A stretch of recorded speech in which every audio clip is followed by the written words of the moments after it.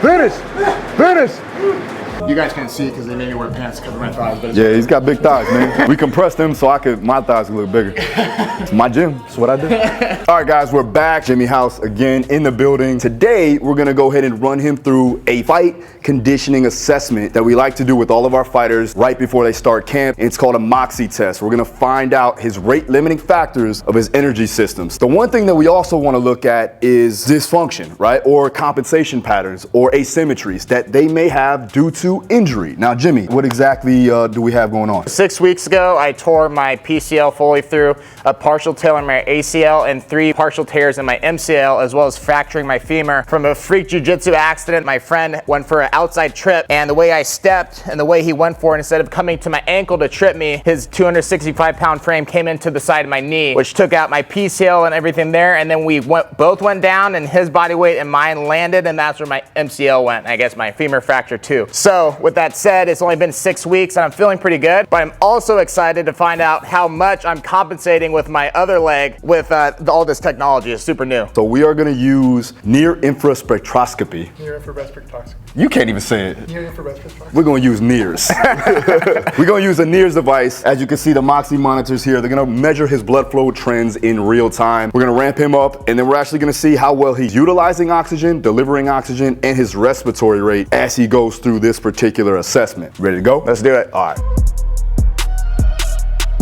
So we're gonna run Jimmy through the Moxie monitor test. We're gonna run a fast or quick modified assessment. What we're gonna do here is we're going to use the Moxie monitor, right? We're going to look at skeletal muscle oxygen saturation levels. This is good to measure low to moderate intensity activities. So we're gonna use NIRS, and we're gonna look at the near infrared to measure refraction inside of the cell, specifically hemoglobin, which is the oxygen carrying molecule inside of blood. With this, we can see how he utilizes oxygen, how he delivers. And due to the injuries he did cover, we expect some kind of compensation, especially with the left side working harder, seeing your saturation drop quite a bit. The difference between one of these oximeters, and the Moxie is that the oximeter is going to pretty much measure how well you breathe. At any given time, it'll be anywhere between 85% and 100%. With this, we'll read specifically what hemoglobin is going to be carrying oxygen throughout the cells, rather than just how well you breathe. Technology, bro. One reason why we don't fuck with it a lot. This type of shit. So the protocol that we're going to use will be a modified ramp test. We're going to start him off at 175 watts for 1 minute, and we're going to increase every minute by 50 until he reaches an RPE of 8. Once he reaches the RPE, we're going to take down the watts he reached, we're going to take down his heart rate, and we're going to take down the SpO2. The Moxie itself will give us hemoglobin concentration as well as his SMO2. Once he finishes that RPE of 8, we're going to give him about a minute rest, and he's going to complete 3 10-second max effort sprints. He's going to get 1 minute rest in between. This is going to greatly desaturate the cells. After that, he'll get a 5-minute rest, and we'll take the maximum watts that he got in that previous test, and we're going to run him at 65% of that until he can no longer sustain it, or we see that his saturation kind of plateaus, and then he'll be done, and we'll get the data off of here, which we can extrapolate to a CVS file. So this is going to be his left side up here. This will be his right side. And you can see this one's already working harder because he has to compensate for that right leg. So he's utilizing more oxygen here than he is here. Be vocal. Give us an understanding of what you feel is actually dying out mostly. Okay. Is it your breathing? Is it your arms? Is it your legs? So like bitch, basically? Yeah, basically. You can bitch on this one. Let's go 225. You can bitch on this one. Don't kill it. Don't kill it. Fucking Hulk over here. Quads are kicking in. Yeah, you're still at 27 on your muscle oxygen, and then you're 40 on the other side. Where's his heart rate at? 146. 146, yeah. The pressure's on. Pick that up, 275.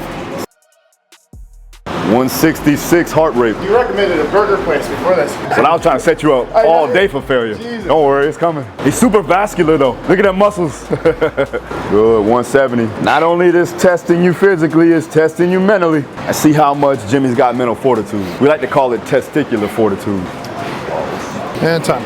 So my bad knees start to get a little bit more tired. As you can see here, right? You're at 23 on muscle oxygen. That's on the good leg. And you're at 42, so you're utilizing more oxygen on the good leg. Okay. So we knew that was gonna happen though, right? Is that something I can essentially control? Is that just fixed through training? As you train, like as you get that stronger, stay focused on that leg. That's what I had to do, right? So like doing more volume, right? Doing more frequency with that particular leg is definitely gonna help for sure. But it's also a connectivity issue, right? So like neurologically. What I would look into is maximal overcoming isometrics will definitely help with that because you're creating maximal force, right? And you're not putting yourself in a bad position, you know what I'm saying, or a detrimental position because of the knee, right? It's instability, you're creating stability, and you're putting max force. Any pain? No. Just A pump. Pump, yep. Do you feel the pump more on the left or right or both? Just about even, maybe a little bit more on the right. You guys can't see because they made me wear pants to cover my thighs. But Yeah, he's got big thighs, man. So again, we'll go 10 seconds, maximum effort. You get a 1 minute rest in between. We'll go off of my time again. This is where you shine though, all power. Yes, sir. Shine, baby. Power, no cardio. Here it is. And go. Come on, dig, let's go. Push, come on. Get it up, 1,000, let's go. Dig, finish. Come on, push through it. Time. Good. 11. My fucking legs are sore just looking at it. Watch that Go. green line drop. Right, you wanna watch the green line. That's the good leg, that's the one that's injured. And time. Yeah, it drops dramatically. So that one was 24, that one's 37. You can see the difference. So he's utilizing way more oxygen here on the good leg. With the one that he's injured, it's not utilizing as much because he's getting less muscle activation. What do you get up to? 8:53. You're looking real good on the left side. That's how it should look. You're getting delivery too. You're delivering oxygen and you're utilizing it. There's more on my injured side. There's less utilization, but you're delivering oxygen, you're just not utilizing it. Last one. All right. Go. Come on. Finish. Time. Good. You got 5 minutes of rest, okay? So you ever did your 3 attempts, right? Your first attempt is like, okay, I just gotta feel it, right? The second attempt is like, depending on how you manage your weights. Second attempt, you're like, okay, it should be right up there to my PR, and then you're trying to break the mold on the third attempt. Your third attempt, though, however, could go one or two ways. It could go totally shit because you could be fatigued mentally, or you'd be the best one because you're already prepared for the most. That's how you got to step into it. It's like prepare for the most every fucking time, and it gets better and better. It doesn't get worse. What's his recovery rate, you know? It's a little slow. Yeah. It's So that's another key indicator, right? What we want to see from an elite fighter, primarily, I'll give you a perfect example. Like Dustin Poirier can drop his heart rate 30 to 40 beats within a minute. I would say even more than that sometimes, right? 50 to 60, at like 30% to the degree. Yeah, between him and Joanna, who's the best? Joanna could drop it beat by beat, like every minute or every second she's dropping a beat. That shows us that their recoverability is high, which means their aerobic capacity is high. They're able to take in oxygen a little bit more efficiently, so their respiratory rate is high, which gives them the ability to have energy for the next round. The ability not to generate more energy for that rest period, you're in trouble, right? Because every round you have to be able to get back in it. Luckily, it's only 5-10 minute rounds, and then you get to rest for a little bit for jiu-jitsu. We're gonna go 650 until we see your SMO2 drop below like 20 or something, or you can no longer sustain it. So we'll monitor the saturation as well as your actual ability to keep up. Let's go. Come on. Get it up, get it up, get it up, get it up, get it up, get it up. Come on. Keep it there, keep it there. Keep it there, let's go. A little bit lower. Don't let it drop, don't let it drop, don't let it drop. Keep going, keep going. Push harder, push harder, push harder. Get it up higher, get it up higher. Big push, higher, let's go. Dig, keep moving, don't stop. And time. Good. Wow, that left leg dropped down to 17. What'd you feel? Did you feel you were pushing more on the left side? I couldn't feel it. I can still feel this one get more fatigued, but I think just like still weaker than the other side maybe. Gotcha, so it's gotcha. fatiguing quicker. Yeah.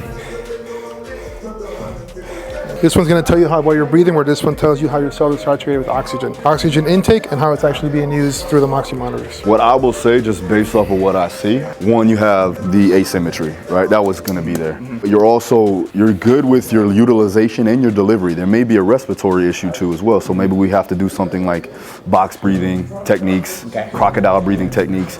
This is more to increase that diaphragmatic breathing technique, right? He's like, man, whatever, dog, just give me out these shits. That's how you feel. I'm exhausted in my quads, like right through here. I can't stand up currently right now, but it's great. For me, I've always been more work than numbers, but it's a very good gauge for me to understand injury-wise, like how efficient is my generally weak side in correlation to my normal strong side, but now dealing with the injury. And it's interesting to see how I never even thought about it before, but oxygen sending, or whatever the term is, but also usage of the oxygen, how those are two main variables that I know I didn't take into account, and I'm sure many people don't either. You can't take out money that you don't have, and if the bank is shut down and you got $1 billion in there, it makes no sense, right? So it's the same concept. I like to put it in terms like that because we all like money. You have an equal amount or good amount of delivery and utilization in the stronger leg right now. I want to say the stronger leg, but the one that's not injured, right? For me, if I were to look at you as my athlete, I would say, let's go ahead, let's build up that leg. Let's go ahead and work on more volume. Let's get more force production using those isometrics. If you were to go to fight on that knee right now, and you had to, you couldn't get surgery, like you were 3 or 4 weeks out, we would put you through those isometrics. And then we would work on things like this, where you're having to pedal with lower impact. So we're not putting yourself at risk of further injury, but we're getting a lot of muscle activation, we're getting that utilization of oxygen, and we can transfer over time domains based upon what you're doing, whether it be jiu-jitsu or MMA. Hope you enjoyed it, man. Yeah, thank you, Phil. Thank you, guys. That was amazing. One more time, where can they find you on Instagram and YouTube? You guys can check me out on Instagram at jhouse182, the letter J, House 182, and then look at me up on YouTube at Jimmy House. Make sure you subscribe, hit the notification, hit the like button. Jimmy, close it out for me. Yeah!